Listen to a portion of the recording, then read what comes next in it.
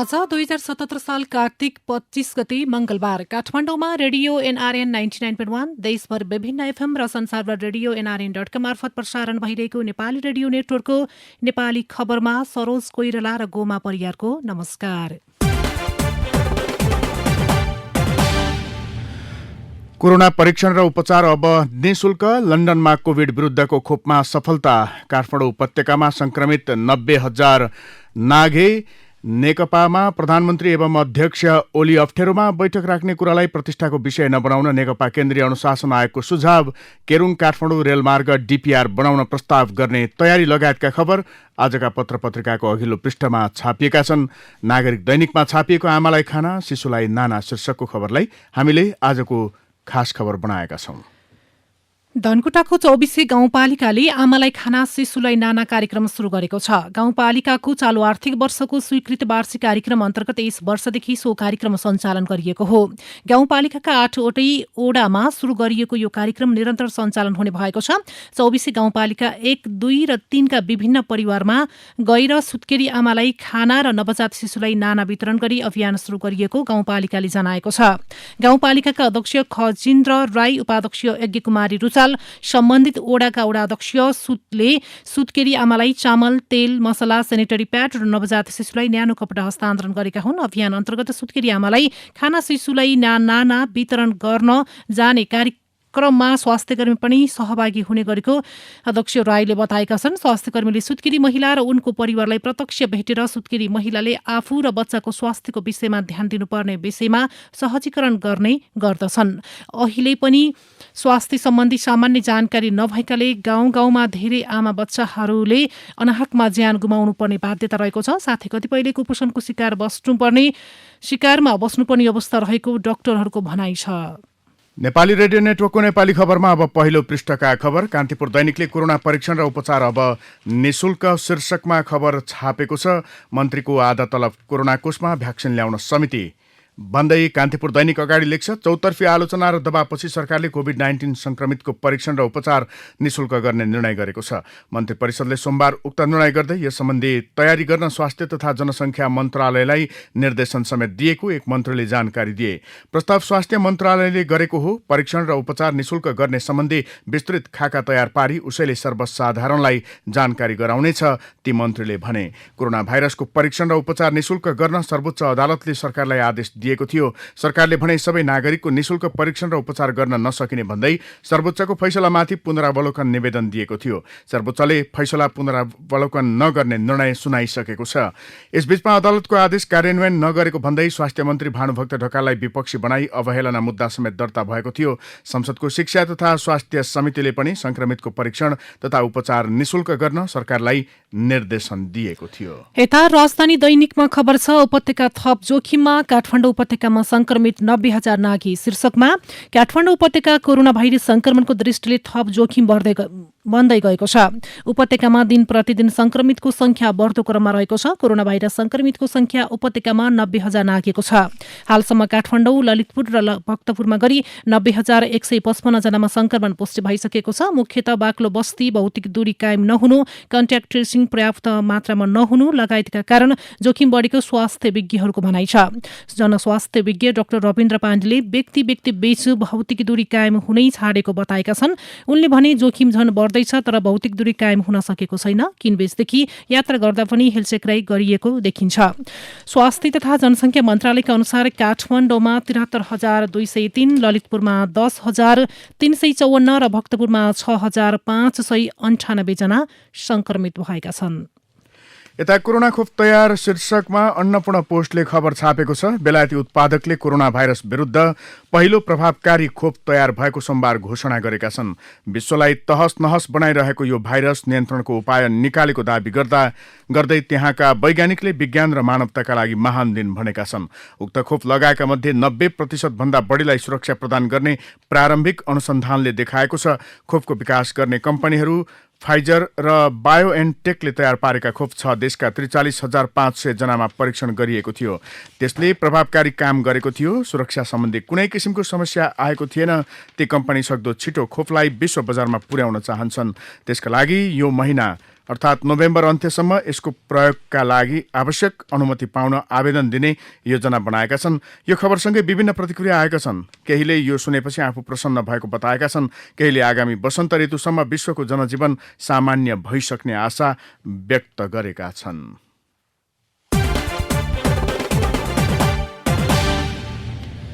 गोर्खापत्रमा खबर छ, केरुङ काठमाडौँ रेलमार्ग डीपीआर बनाउन प्रस्ताव गर्ने तयारी शीर्षकमा सरकारले प्रस्तावित केरुङ काठमाडौँ रेलमार्गको विस्तृत परियोजना प्रतिवेदन डीपीआर निर्माण गरिदिन मित्र राष्ट्र चीनसँग प्रस्ताव गर्ने भएको छ। आफ्नै आर्थिक तथा प्राविधिक सहयोगमा विस्तृत परियोजना प्रतिवेदन डीपीआर तयार गरिदिन अर्थ मन्त्रालय मार्फत चीन सरकारलाई अनुरोध गर्न लागि भौतिक पूर्वाधार तथा यातायात मन्त्रालयका सचिव रविन्द्रनाथ श्रेष्ठले जानकारी दिनुभएको छ।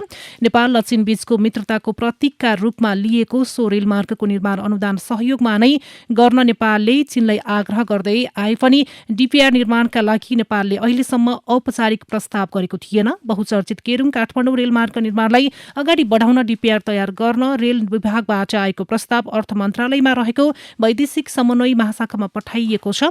भौतिक मन्त्रालयका सचिव श्रेष्ठले भन्नुभयो, महाशाखाले आवश्यक अध्ययन गरेपछि प्रस्ताव चीन सरकारलाई पठाइनेछ। भौतिक पूर्वाधार तथा यातायात मन्त्रालयले गत हप्ता उक्त प्रस्ताव अर्थ मन्त्रालयमा पठाएको थियो।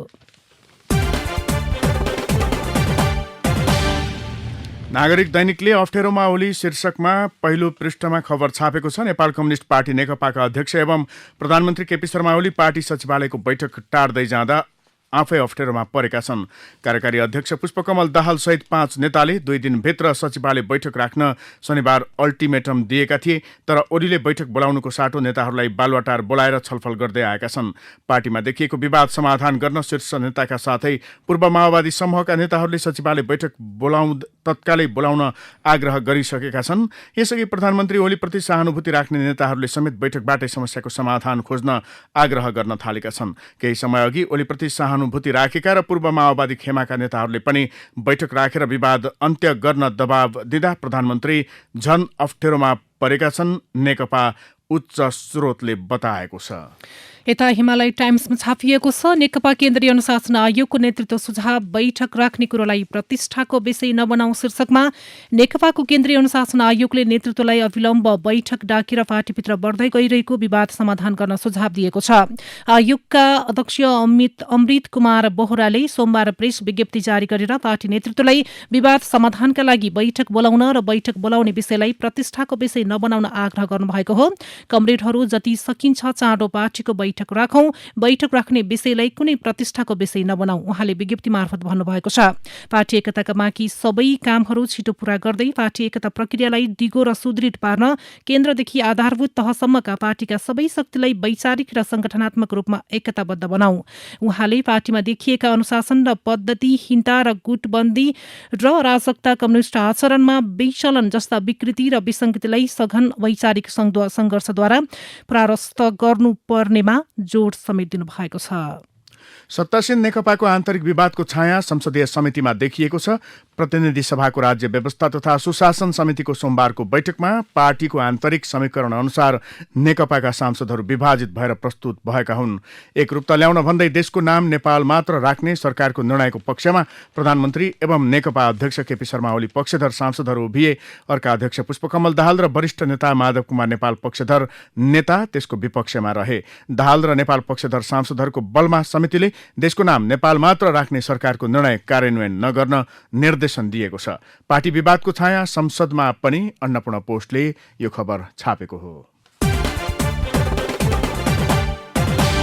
म्याद गुज्रेका अखाद्य वस्तुको बिक्री वितरण भइरहेको बेला वाणिज्य आपूर्ति तथा उपभोक्ता हित संरक्षण विभागले पहिलो पटक अखाद्य वस्तु बिक्री गर्ने 2 जनालाई जेल सजाय तोकेको छ। विगतमा अखाद्य वस्तु बिक्री गर्नेलाई जरिवाना तिराउने गरेको विभागले उपभोक्ता संरक्षण ऐन 2075मा व्यवस्था भएको अधिकार प्रयोग गर्दै पहिलो पटक यसरी जेल सजाय तोकेको हो। विभागले गत महिना कलंकीमा म्याद गुज्रेका अखाद्य वस्तु पुनः नयाँ मिति राखेर रिलेबलिङ गरेर बजारमा पठाउने धन्दामा संलग्न 2 जनालाई 1 वर्ष कैद सजाय सहित जनहित 3-3 लाख रुपैयाँ जरिवाना गरेको निर्णय सुनाएको छ। अन्य 7 जनालाई जनहित 3-3 लाख 12 रुपैयाँ जरिवाना तोकिएको छ। उपभोक्ता संरक्षण ऐनमा भएको व्यवस्था अनुसार विभागका महानिर्देशक नेत्र प्रसाद सुवेदीको इजलासले यस्तो फैसला गरेको हो। अखाद्य वस्तु बेच्नलाई जेल सजाय नागरिक दैनिकमा खबर छापिएको छ।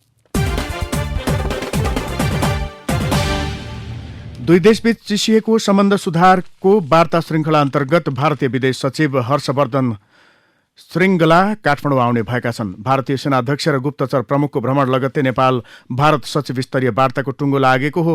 बैठक मङ्सिर 11 र 12 गते काठमाडौँमा हुने तयारी भएको स्रोतले जनाएको छ। उक्त भ्रमणका क्रममा सचिव श्रृङ्गलाले राष्ट्रपति विद्यादेवी भण्डारी र प्रधानमन्त्री केपी शर्मा ओलीसँग पनि भेटवार्ता गर्ने भारतीय मिडियाले लेखेका छन्। भारतीय विदेश सचिव आउँदै शीर्षकमा अन्नपूर्ण पोस्टले यो खबर छापेको छ। सप्तरीको राजगढ गाउँपालिकाको गाउँसभा सुरु भएपछि बजेट बाँडफाँडका विषयमा किचलो भयो। 34 सदस्यीय कार्यपालिका सदस्यमा अध्यक्ष परमानन्द राई र उपाध्यक्ष पुष्पमाला कुमारी मण्डलका पक्षमा आधा आधा लागि 17 जना पक्ष विपक्षमा भएपछि अपुरो रहेको सभा अझै सम्पन्न हुन सकेको छैन। सप्तरीमा यस्तो भएको स्थानीय तह राजगढ मात्रै होइन, बलान, बेहुल, छिन्नमस्तार र विष्णुपुर गाउँपालिकाले पनि जनप्रतिनिधि बीचको झगडाका कारण गाउँसभा गरेका छैनन्। कानून अनुसार असार 10 मई वार्षिक कार्यक्रम तथा बजेट ल्याइसक्नुपर्नेमा मुलुकका 4 दर्जनभन्दा बढी स्थानीय तहले हालसम्म ल्याउन सकेका छैनन्। वार्षिक बजेट तथा कार्यक्रमलाई असार मसान्तभित्र गाउँ वा नगरसभाबाट पारित गराएर मात्रै श्रावण 1 गतेबाट आमदानी वा खर्चको आर्थिक कारोबार गर्नुपर्नेमा दर्जनौं पालिकाले कानून विपरीत आर्थिक कारोबार गरिरहेका छन्। कतिपयले गाउँसभा आयोजना गरे तर विवाद हुँदा नीति तथा कार्यक्रम पारित गर्नै सकेनन्। 51 पालिकाद्वारा बजेट बिनै कारोबार आजको कान्तिपुरमा खबर प्रकाशित छ। अब भित्री पृष्ठका खबर। पछिल्लो समय देशभर कोरोना भाइरसको जोखिम बढ्दो छ। संघीय राजधानी काठमाडौँ अझ बढी जोखिममा देखिएको छ। देशभर चल्ने लामो तथा छोटो दूरीका सार्वजनिक यातायातमा कोरोना संक्रमण रोकथामका लागि उचित सावधानी नअपनाउनु पनि यसको प्रमुख कारण बनेको छ। देशभर चल्ने जुनसुकै सार्वजनिक यातायातमा यात्रा गर्दा पनि कसैले मास्क खोइ भनेर सोध्दैनन्। सहचालकले भाडा उठाउँछन्, चालकले भनेको ठाउँमा रोकिदिन्छन्। यात्रु आफैले मास्क लगायो, सेनिटाइजर दल्यो र भौतिक दूरी कायम गर्यो भने संक्रमणबाट जोगिएला, होइन भने सोधखोज गर्ने कोही हुँदैन। स्वाभाविक रूपमा यस्तो स्थितिमा संक्रमणको जोखिम उच्च रहन्छ। सेतै फुलेका कपाल, दाँत झरेर थोता भएका गिजा, खैरो कमिज र मैलिएको सेतो कछाड। उमेरले 6 दशक कटे पनि लमजुङको मर्स्याङदी गाउँपालिकाका टेकजङ गुरुङ 500 भेडा एक्लै चराउँछन्। भेडा पालन उनको पुर्खौली पेसा हो, जसलाई धान्दै उनी 6 महिना हिमालको फेदीतिर त 6 महिना गाउँ बस्ती वरपर रहन्छन्। जाडो उकालो लाग्दै गएपछि अहिले उनको गोठ ओह्रालो झरेर मर्स्याङदी 2 चुल्बु चो डाँडामा आइपुगेको छ। कोरोना बीमाको दावी भुक्तानीमा आनाकानी गर्दै आएका बीमा कम्पनीहरूले अर्थमन्त्रीको निर्देशनपछि भुक्तानीलाई तीव्र पारेका छन्। आइतबारसम्म करिब 2600 वटाको दावी भुक्तानी भइसकेको छ। लामो समयसम्म दावी भुक्तानी नदिएको भन्दै चौतर्फी विरोध भएपछि गत साता सरकारले 7 दिनभित्र भुक्तानी दिन बीमा कम्पनीलाई निर्देशन दिएको थियो। सर्वोच्च अदालतले वन्यजन्तुका अङ्ग आखेटो पहाड तस्करीमा मुछिएका कुञ्जोक लामाको पक्राउ कानून सम्मत रहेको ठहर गरेको छ। अन्तर्राष्ट्रिय गिरोहसम्मै पहुँच भएको मानिएका लामा वन्यजन्तुको आखेटो पहाड तस्करीमा संलग्न भएको आरोपमा पक्राउ परेका थिए। आफूलाई गैर कानूनी रूपमा थुनामा राखिएको दावी गर्दै लामाले दायर गरेको बन्दी प्रत्यक्षीकरणको निवेदन सर्वोच्च अदालतले खारेज गरेको हो। गत चैत्र 11 मा सरकारले लकडाउन गरेपछि पाल्पाका 4 पालिकाले बाँझो जमिनमा खेती गरी अनुदान दिने निर्णय गरेका थिए।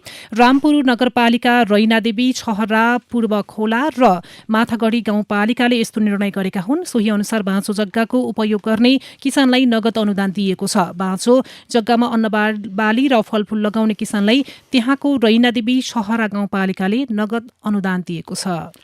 राष्ट्रिय जनगणना 2078 मा आर्थिक सामाजिक लगायतका पक्षको समेत अध्ययन गरिने भएको छ। जनगणनामा पहिलोपटक घर तथा परिवार सम्बन्धी स्वामित्व विवरण, व्यवसाय प्रयोजनमा प्रयोग भएका घरहरूको विस्तृत तथ्याङ्क सङ्कलन गरिने केन्द्रीय तथ्याङ्क विभागले जनाएको छ। विभागका महानिर्देशक नेविन लाल श्रेष्ठले कृषिमा प्रयोग भएका जग्गा, पशुपक्षीको तथ्याङ्क र वित्तीय पहुँच, तालिम प्राप्त जनशक्ति, सरकारी अनुदानमा प्रयोग भएको घर समेतको तथ्याङ्क सङ्कलन गरिने बताउनुभयो। 211 दिन बाँकी रहँदा केन्द्रीय तथ्याङ्क विभागद्वारा सोमबार आयोजित भर्चुअल कार्यक्रममा श्रेष्ठले प्रारम्भिक अनुमानमा 3 करोड जनसङ्ख्या र 70 लाख घर परिवार भएको अनुमान गरिएको बताउनु भएको छ। मखमली ओइलिँदैन, सयपत्रीलाई चिसोमा जतन साथ राखे 1 महिना बढी बिग्रिँदैन। त्यसैले तिहार नजिकै गर्दा आफूले तयार पारेका बगैँचाका फूल टिपेर माला गाँच्ने सुरमा छन् फूल खेती गर्ने किसानहरू। तिहारलाई फूलको पर्व पनि मानिँदै आएकाले जिल्लामै व्यावसायिक रूपमा फूल खेती थालेका किसानहरूको दैनिकी अहिले फूलबारीमा छ। फूल खेती गरेका कृषकहरू अहिले फूल टिपेर माला बनाउन व्यस्त छन्। यो खबर दाङको हो। 3.5 महिना यताको लकडाउनका कारण मानिस आउजाउ शून्य हुँदा पर्यटकीय जिल्ला इलामको होटल र यातायात व्यवसायमा गम्भीर असर पुगेको छ। ब्याङ्कबाट ऋण काटेर लगानी गरिएका होटल र सवारी साधन ठप्प हुँदा व्यवसायलाई करोडौं रुपैयाँको नोक्सान भएको छ। पर्यटक आउँदा खचाखच हुने होटल सुनसान छन् भने यात्रुले सधैँभरि पूर्ण देखिने सवारीका साधन व्यवसायको घर आँगनमै थन्किएका छन्।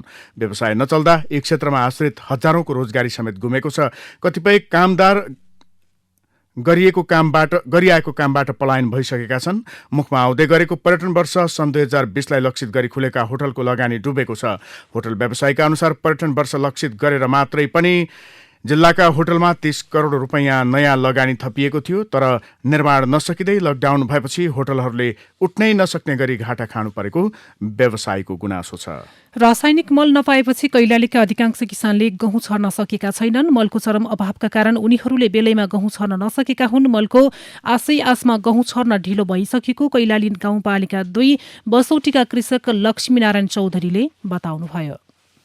अब विदेशका खबर। अमेरिकाको नयाँ राष्ट्रपतिमा निर्वाचित भए लगत्तै जो बाइडेनले विश्वव्यापी महामारीको रूप लिएको कोरोना संक्रमण नियन्त्रण गर्न सशक्त योजना बनाउने बताएका छन्। उनले कोरोना महामारीका विषयमा यस अघिको अमेरिकी नीतिमा परिवर्तन आउने बताएर सबैमा आशाको सञ्चार गरिदिएका छन्। कोरोना महामारी देशभर चिन्ताजनक हिसाबले फैलिएको छ। हामीले यसलाई रोक्न सशक्त योजना ल्याउनेछौँ, बाइडेनले भनेका छन्। डेमोक्रेटिक पार्टीका तर्फबाट राष्ट्रपतिमा निर्वाचित बाइडेनले औपचारिक कार्यभार सन् 2021को जनवरी 20मा सम्हाल्नेछन्। युनिभर्सिटी अफ वाशिङटन अन्तर्गतको एक संस्थाका अनुसार जनवरी 20मा नयाँ राष्ट्रपतिले औपचारिक रूपमा कार्यभार सम्हाल्दा अमेरिकामा 3,72,000 मानिसको ज्यान गइसकेको हुनेछ, जुन अहिलेको कुल मृत्युभन्दा 1,35,000 थप हुनेछ। अब खेल खबर। नेपाली राष्ट्रिय क्रिकेट टिमका पूर्व कप्तान पारस खड्काले भरतपुरमा निर्माणाधीन गौतम बुद्ध क्रिकेट रङ्गशालाको अवलोकन गरेका छन्। चितवन भ्रमणमा रहेका पारसले सोमबार धुर्मुस सुन्टली फाउन्डेसनले निर्माण गरिरहेको रङ्गशालाको अवलोकन गरेका हुन्। पारससँगै क्यानका सदस्य छुम्बी लामाले पनि रङ्गशालाको अवलोकन गरेका थिए।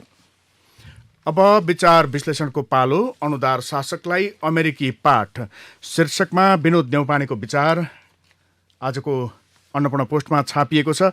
ओलीलाई मात्र नङ्ग्याउन खोजेर न प्रचण्डको भलो हुन्छ न पार्टीको न त सिङ्गो मुलुकको। जबसम्म नागरिकले पत्याउने वैकल्पिक एजेन्डा सहित प्रचण्ड अगाडि बढ्न सक्दैनन् तबसम्म उनको गिरेको नुर माथि उठ्ने छैन। प्रधानमन्त्री ओलीले आफूलाई साँच्चीकै राष्ट्रवादी र प्रजातान्त्रिकतामा रहेको सन्देश दिने हो भने राज्य प्रवर्धित राष्ट्रवाद छाडेर नागरिक राष्ट्रवादका पक्षमा उभिएको घोषणा गर्नुपर्छ। स्वस्थ आलोचनालाई स्वीकार्ने हिम्मत गर्नुपर्छ।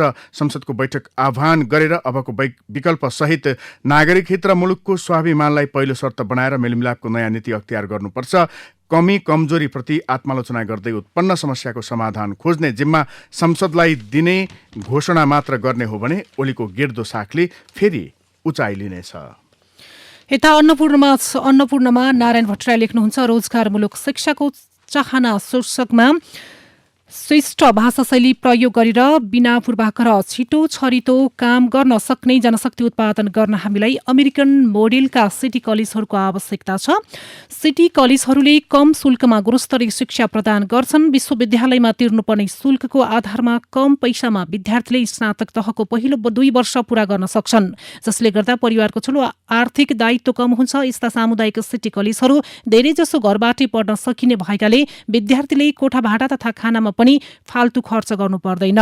त्यस्तै अर्को फाइदा भनेको सबैजसो सिटी कलेजमा क्रेडिट र नन क्रेडिट कक्षा सञ्चालित छन्। नन क्रेडिट कक्षा निशुल्क सञ्चालित हुन्छन्, जस अन्तर्गत विद्यार्थीले बिना शुल्क